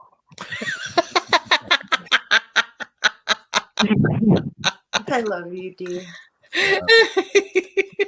Get some stuff checked out. See if you know like a handyman or somebody who can check out some of that stuff. Okay? My throat's literally starting to like feel like it has pollen in it as I'm talking to her. Like it's crazy. Oh, there's a lot outside. I got pear trees. Well, they're starting to grow, but I never had this problem before. Are you a little bit of a hoarder, Dee? Well, not really. Okay. So you don't have like stacks of stuff in your house? I lived in my home since I was little. Okay. My mom never saved things. I just, you can walk through here and everything, but. Right. Fruit trees bring rats in Florida, not as you get up north, I think. We got everything here. Rats. Yeah, you got those fruit rats in Florida. Spiders, alligators, snakes. We got it all. Yeah. But I think as you get more towards the north, first of all, fruit trees don't do real well up here, and you don't get a lot of the rats up here. I don't think. Well, would the doctor, when they find out what's going on in my throat, will they find out that there's something wrong with even my speaking? I think that this can all be reversed if you just find the source.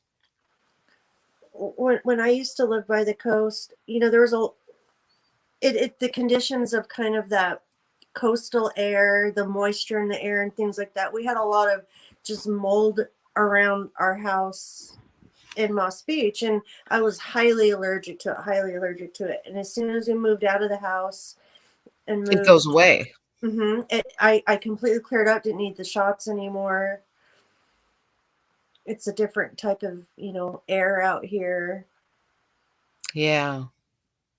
Yeah. When I was just talking about living out in the country, in the house I lived out there, we had mold there that went crazy.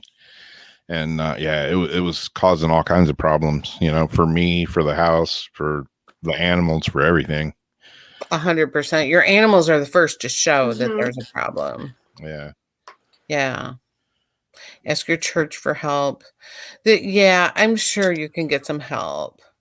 Someone said we have rats up north, but not from our trees. That's true. I'm not saying we don't have rats, but usually they're from creeks and rivers. I saw a fox on my front porch last week, and it scared me. You saw what? A fox. Oh.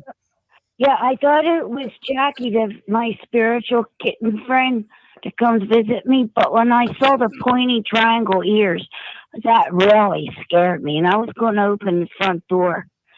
And this was last Tuesday night at 2:00 in the morning. And it scared me. I mean, fox is not necessarily a bad spiritual omen. I mean,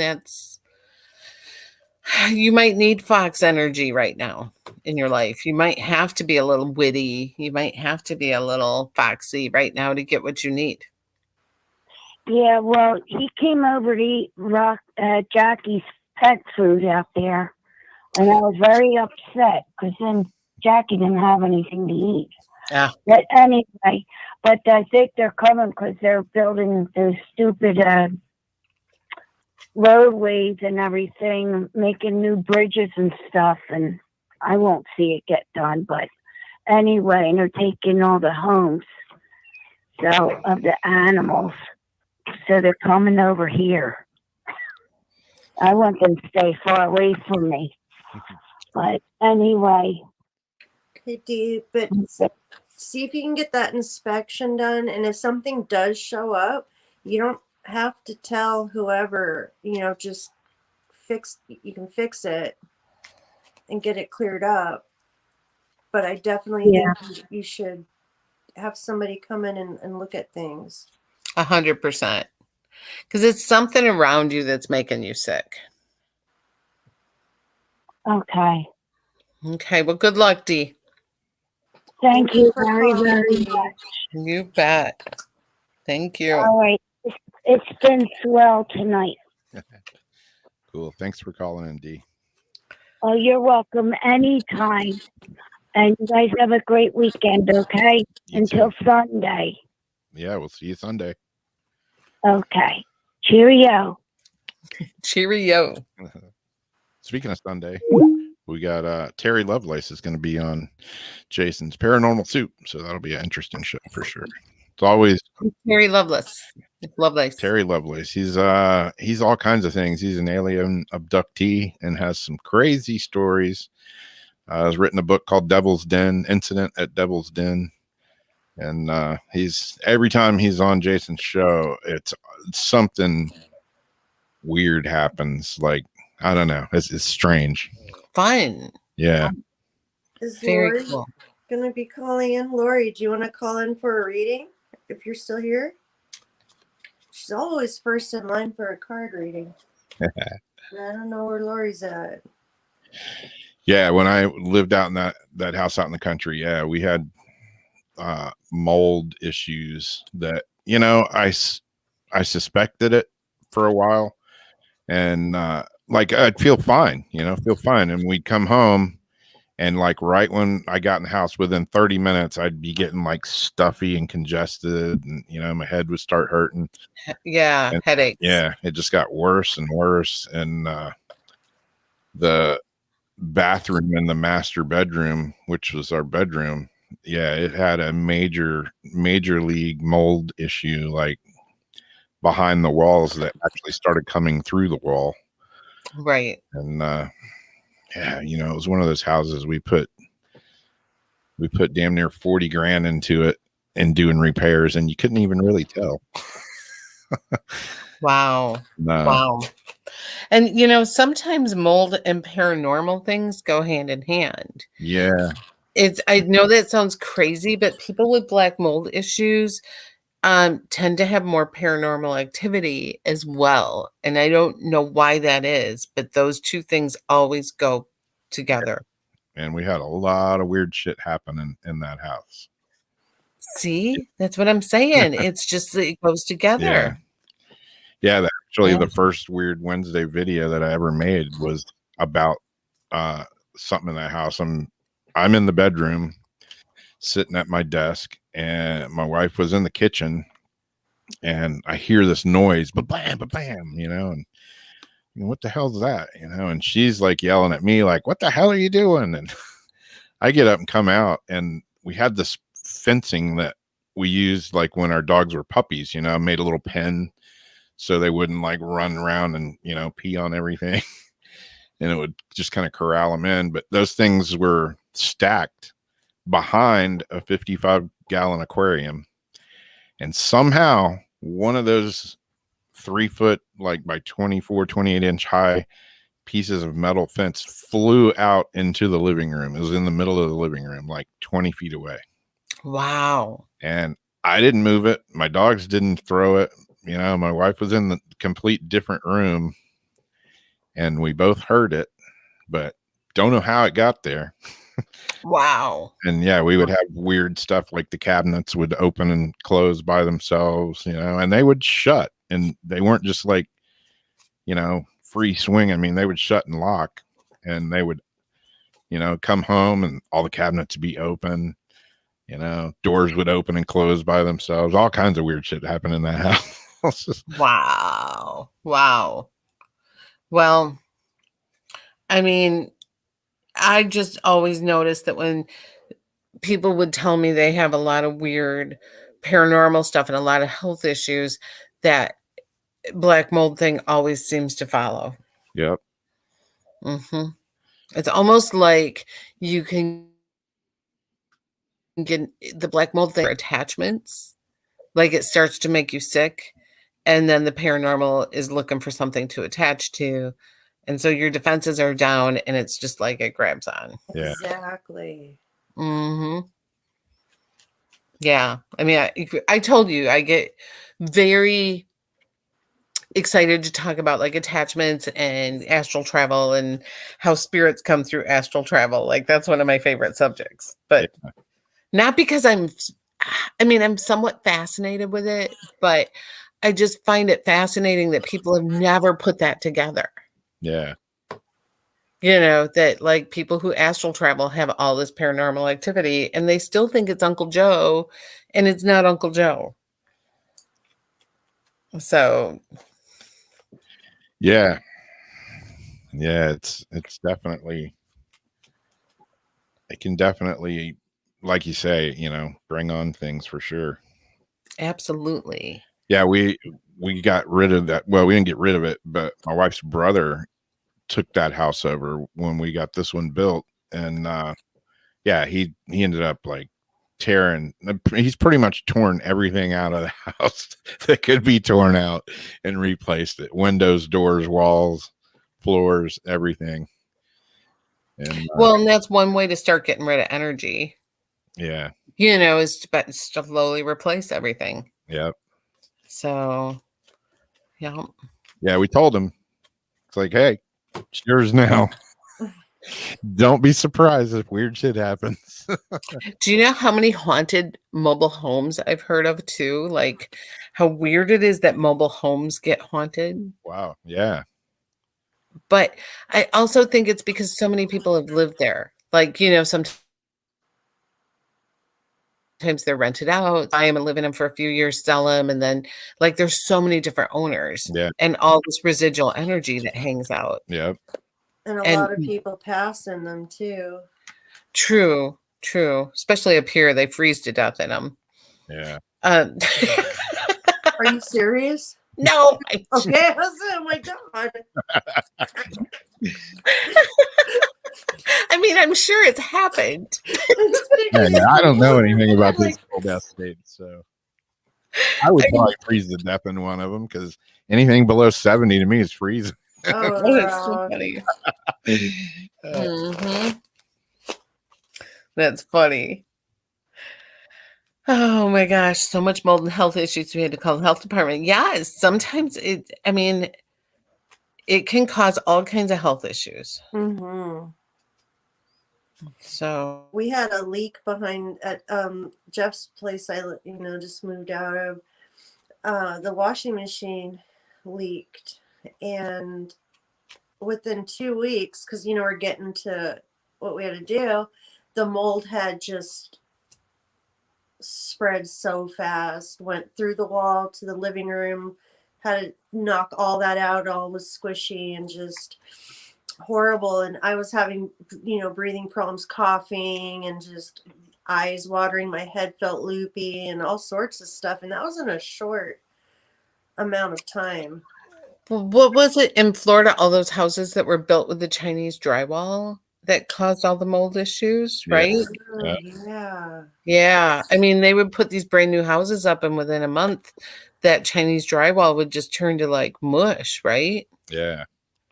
So, Yeah, there's a house like right down the road from me that, like, my house is only like 5 years old now, and this house was built after mine, so it's only 2-3 years, maybe 2 years old, 3 years old. And I don't know what, I've been trying to figure out what happened in there, but they got this huge, big industrial dumpster, and they're just like, looks like they're gutting the place. I drove by there one day, and there was this big sign on the door, and like some kind of zoning thing or something. I don't know what happened. or something. I bet it's Chinese drywall. Could be. I don't know. Because that will wreck your house. Like, they build those houses really fast with that Chinese drywall because they ship it in like on a big ship. And so it's moldy by the time it gets here. Yeah. Yeah. And then they put it in the houses, and the houses just fall apart. Damn. Yeah. I don't know what's going on there, but it's a major Florida with renovation for a brand new house. group bad drywall. See?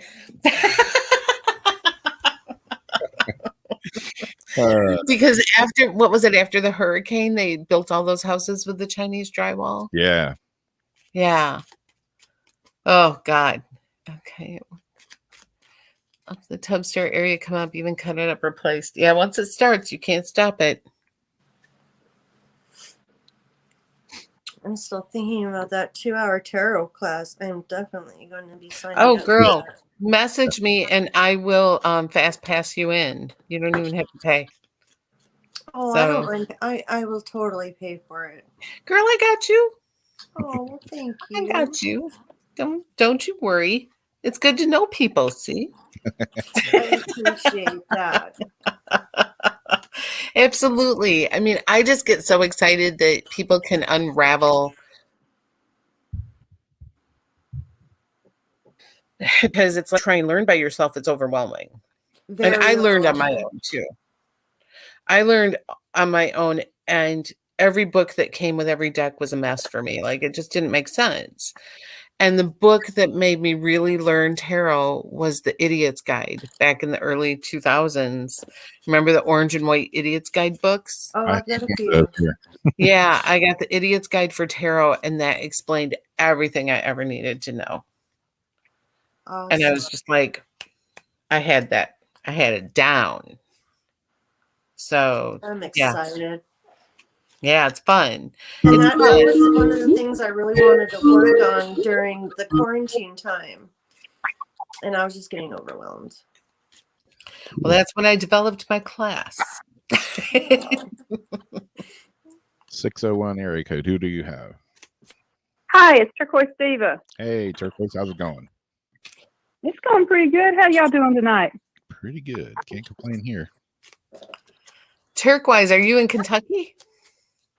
No, I'm in Mississippi. I'm from New Orleans. Okay, got you. So what's your question for me, honey? Yeah, I had a real quick question. Well, I had kind of a tragic childhood, and I've been married like 30 years. I've had a really happy life, but the last 5 years have just been horrific. It's just one thing after another, heartbreak. What I really wanted to ask you though is, my mother died, and I inherited her mobile home. And I couldn't go over there and clean it out because it's just too heartbreaking. And I finally sort of got it done, got all her stuff out. And I rented it to this couple because they were friends of my nephew. And it's just, they wouldn't pay me rent. I couldn't evict them because of the COVID thing. I finally got rid of them a couple of months ago, and they have completely trashed the mobile home. They took out all the they took out the bathtub, all the appliances, just wrecked it. And I've been trying to go back and forth with the cops and get some justice. I know I'll probably never get any money, but Am I going to get some justice in this where they'll at least go to jail or won't do this to somebody else? Oh, wow. This is a pattern with them. They've done it before. They'll probably do it again. There might be some grant money for you, though. I would look into maybe some state money. I feel like there might be something for landlords. So make sure you look into that. But I also feel this was your mom's mobile home, right? Yeah. She did not like them being there, and they felt it. Good. I thought maybe she's around. Maybe she could do something, but I guess she couldn't stop them from stealing things. Yeah, she did not like them being around. They could feel like her, like trying to smack them upside the back of the head to get them out. And I think that sometimes that can actually cause people to do things like that. Like they just feel angry. You know what I mean? Like they don't know why. I mean, I don't think she was haunting them, but she wanted them fucking out of there. Yeah. Do you think I should just, I'm almost 60 and it's just a pain. I've got a sick husband. It's a lot. Should I just try to sell it as is, where is, and just be done with it? No, I would rehab it. Do you have Habitat for Humanity stores around you? I think there is one. I would just keep going to Habitat for Humanity store and try and find the pieces that you need, like the bathtub and, the appliances, because sometimes you can pick those up for $50. You know what I mean? Yeah. And I would rehab it and then sell it. I think because right now, if you sell it, you're going to give it away. Yeah. But I would keep going to Habitat for Humanity and get what you need for that place and just do it slowly and throw it together and then try and get some money out of it. Okay. All right. Well, I appreciate the information because I just, I take one step forward and two steps back, seems like. I believe it. But I just feel like your mom did not want them there. Okay. All right. Well, yeah, I'd like to get her to come see me sometime and talk with me. Let me know I'm not alone. But I try to reach her and I can't. How long has she been gone? She died January of 2017. Yeah, she's been on the other side a couple of years. And you have not had the dream yet? You haven't had a visit with her? No.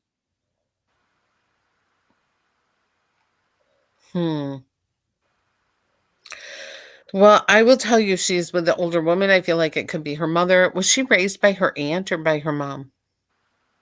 Her mom. Okay. I also feel like there's a special aunt or a special female who's like a best friend of mom's or an aunt that has some feelings, like good energy there. I mean, I feel like, was your mom pretty ill before she passed? Yeah, she was in her 80s and she smoked, of course, her whole life. And she found out in August that she had cancer and she didn't want to go through chemo.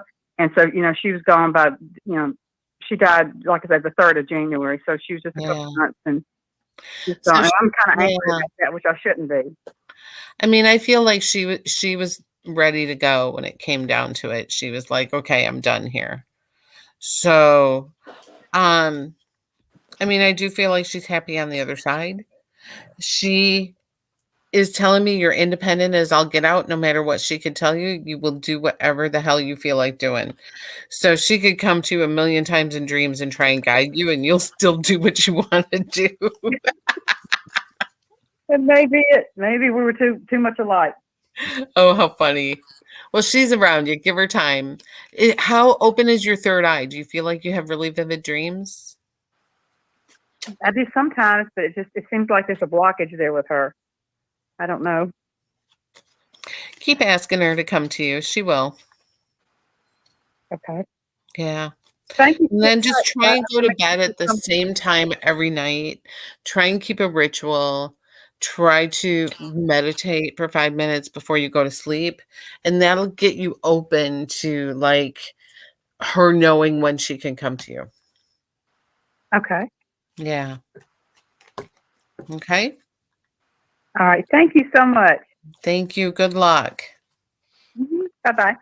Bye. Somebody stole the damn tub out of the mobile home. You know you got to be some low life to do that. Yeah. Yeah.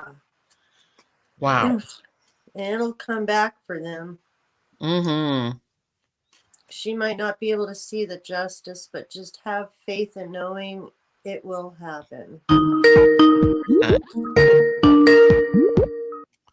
717 area code. Who do we have? Hello, Hello? this is Evelyn. Hey, Evelyn, how's it going? Oh, good. Cool. You have a question for our guest? Hi, Evelyn. Hello, everybody. Hi. Where's the 717?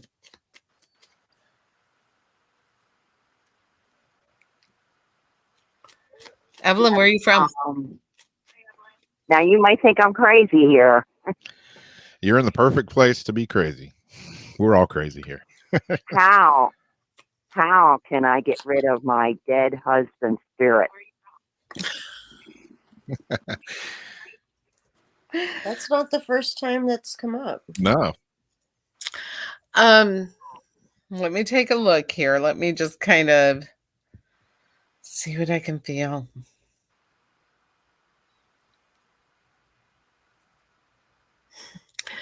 Evelyn, do you have some issues with your sciatic? Not a nice person. Evelyn, do you have some issues with your lower back or sciatic? Oh, yeah. I can feel it. So here's the thing, is your negativity is actually holding on to him. You have to forgive him. Yeah. You have to love him to the other side. So every time you say like he was an asshole or he was this or he was that, you're hanging on to him harder. Does that make sense? I don't think I can. Oh, then you're kind of stuck with him. You're going to have to turn that energy into love, forgiveness, and shoo him to the other side. Like the term let it go. Just the term of, love yourself more. Whenever we hang on to that anger, it holds the person we're angry at closer to us. You know what I'm saying? Even in life. So say Rob and I got in a huge fight and I was mad at him and I thought about how mad I was at him all the time. I'd actually be holding his energy on me. Exactly. But you see what I'm saying? And the same goes in spirit. So when we're angry at somebody and we sit there and think about it over and over and over again, we can't let him go. Like you have to let him go. You have to give him a kiss goodbye. I know what you're saying, but So he cannot sit in life review until you allow him to do it. The only way he's going to understand what he did to you is by sitting in life review. So how can I forgive him for 27 years? You know what? The best way that I've learned about forgiving somebody is that none of us meet or have these lessons by accident. We write it into our life because of past lives. We write it into our lives because there's something to learn. And so I always feel like if somebody was a dick to me, or if I was a dick to them, there was a reason for that, and we have to be grateful for the lesson. I know it doesn't make sense. Our ego says, no, no, no. But honestly, your higher self has to say, I had a lesson with this person. I learned from it, and I'm a better person for it. And now I have to say, so long. It's a hard lesson, Evelyn. It's a hard lesson. But you know what? What he taught you is only helping your soul get stronger and better. In my future, anything good? Oh my gosh. I want you to keep a gratitude journal too. I want you to write down like 10 things a day that make you happy. That will help too. Okay. As far as your future goes, I get you managing things very well. I feel like your intuition is good. Oh, there is another man. You Okay. really don't need another man until you let go of this anger with this one, or you're going to have that same fucking lesson over again. You know that, right? Evelyn? Is she there? Nope, I won't have it. Okay, you got it. Okay, so this shows me another man's going to come into your life, but you're going to end up with a narcissistic asshole if you don't let go of this shit. Does that make sense?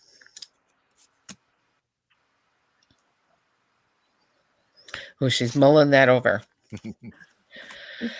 I know. There's no man. I'm just gonna I'm just gonna die single. No. Well, I think that when you let go of the anger, when you let go of holding on to that lesson, you don't have to learn it again. But if you're still hanging on to it, you attract it to you. You bring yourself that lesson all over again. Christine says here in the chat, this lesson sucks. It does suck. And from my own experience, the universe is going to keep bringing it to you in other ways to see if you have learned, if you are ready. It'll keep coming up until you settle it. You might want to get in my shadow work workshop. That might be helpful too, because a lot of times what we carry around with us attracts all that garbage. So, I mean, everything that we go through in our lives, we have planned. There is no bad or good thing that we didn't plan for ourselves, and we have to plan the bad in order to have the good. And when people talk to me about old souls and they come up and they're like, I meditate and I burn incense and I'm an old soul because I study Reiki or whatever. And I'm like, that's not a fucking old soul. Because an old soul is more like a person who chooses to have no ego in this lifetime. An old soul is somebody who has Alzheimer's at the very end of their life and they don't have any ego and they have to be taken care of and they have no choices. Or somebody who has cerebral palsy or why can't I think of words tonight? Not Asperger's, autism. So you have no way to communicate and people are taking care of you and you give up all control in your life. Those are your old souls. Does that make sense? So yeah. Somebody says I'd like to slap the shit out of myself for choosing the shit. But there's a reason we choose it. It usually is based on past lives. So you and that husband of yours had a past life together. And here's the kicker. And this is really not going to be what you want to hear, but you might have been the asshole to him in another lifetime. Okay. So that always helps me. But listen, that always helps me understand when I'm like, oh, this person's such a dick. And then I'm like, oh, what if I did something to them in a past life? Maybe I just need to absorb this and deal with it and let it go. Okay. Right? Because we're not always right. As much as we want to think we're right, what if we were wrong? And there's a time where you really love this man.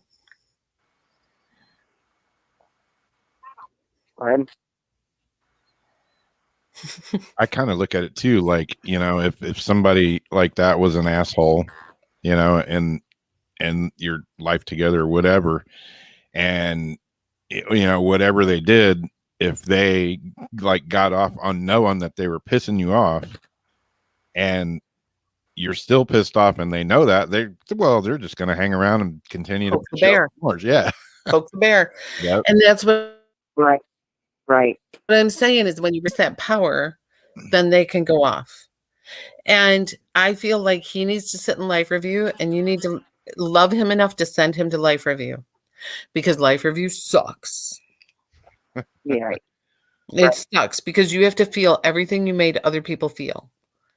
And so I would release all that anger and let him go sit in life review so he can feel everything. Okay. Yeah. Okay. Just do it for you, not for him. This is for you, honey. Right. Like, be free. Does that make sense? Yes. Yes, it does. You can do it, girl. Yeah. Cut those energy ties. Yeah. Okay. Thank you very much. Good luck. Thank you. Yep. Thanks for calling, Evelyn. Thank you much. I hope that makes sense. I think we ever have any bad thing in our life that we didn't plan. It makes Illness. a lot of sense. We plan our death before we get here. And it usually has to do with karma with somebody else. You know, like the people who hold your hand when you die are people you held their hand when they died. So there's all that shifting of karma. Yeah. So I'm just always thankful. I feel like too.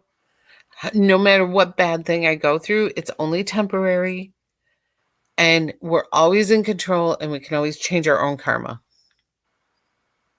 And when I go through something that's just, and Rob knows, like horrible, horrible, how many lessons did I get out of that though? And I can still laugh about it.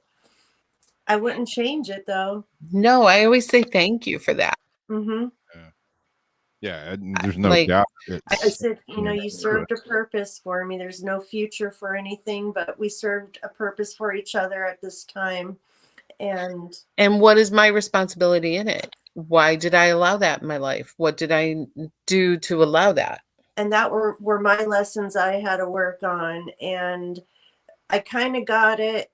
You know, they sent it back around in another form to me to see how much I really did do it. I saw where my strengths were. I saw where my weaknesses still were. And so the next time around, I think for this kind of karmic cycle, I'm good. But I know I'm going to get one more test on this one. You know, and I mean, we all have those things that pop up that change our karma, but I'm always trying to put it out there and give to others and help others too. So, you know, we can change what feels bad. But most of the problem when people tell me about how awful their relationships were, how awful their lives were, a lot of it has to do with not having strong boundaries. And if you learn about having strong boundaries, that shit stops in its tracks. And that's exactly why, huh, Rob? What was my resolution? It was be more firm on my boundaries. And that's what I had done this whole last year and started to the year before that was, some people didn't like it. They were used to certain things and they didn't like those boundaries. And that told me a lot. Right. Because they depended on manipulating you in that way. And that was their relationship with you. Mm-hmm. So the people who get angriest over your boundaries are the people who used you the most. Mm-hmm. And they're the reasons for those boundaries. Right. And, what's her name? She's an author, the Southern lady, Imperfect. What is it? I can't think of it. She writes about, yeah, it's late, so I'm like losing my mind. Gifts of Imperfection is the book. And she writes about having strong boundaries. People with the strongest boundaries have the most compassion. And people honestly think that they're being compassionate with no boundaries, but you can't be compassionate without boundaries. Yeah. So, sorry, it's a whole thing. I could do a whole thing on this. Just because you have to be strong for yourself. Exactly. Yes. So I've been doing lots and lots of work. Yes. Gifts of Imperfection. Why can't I think of her name? Brene Brown. Yes. If you can listen to her books are more fun to listen to because she's kind of Southern and she just talks and she's fun to listen to. Well, we're Go ahead. Go ahead. I was going to say, we're at the 11 o'clock hour. Is there anything that you want to let anybody know before we end? Well, my shadow workshop starts on May 3rd. My tarot class is May 18th. And on May 21st is my online mediumship. So, and I'm doing Friday morning, I'll do Facebook Live to pull cards for stars. That's just always fun. And I'll do that again on Sunday. So just because I saw today that people went crazy for it and made a lot of money in stars today. So I figured do this more often. So what the hell, right? Did you say the 23rd or 21st? 21st is the mediumship group. Oh, so I put links in all the chats for the shadow work and the tarot. I'm not seeing the 21st. Oh, maybe it is the 23rd. Oh, there it is, 21st. Yep. It's a Friday night. Grab a drink, join me. There you go. Yeah, I don't drink when I do mediumship. I only drink on Monday nights when we do happy hour. Cool. Oh my gosh, your Ouija board about we've been trying to reach you about your extended warranty. Do you know how many messages I've been getting like that? That is funny. Okay. End table over here that I stenciled a Ouija board stencil on. It's just like a little end table. And somebody said, "Oh my God, you don't use those, do you?" And I'm like, "Well, yeah, I put lamps on them. I use end tables all the time." Nice. Seriously. Maybe snort. I'm like, yes, of course I use an end table. I mean, I'm not using it for a Ouija board. I just thought it was pretty to put the Ouija board like art on it. But people like flip their shit on me. I've got a whole Ouija board collection going here.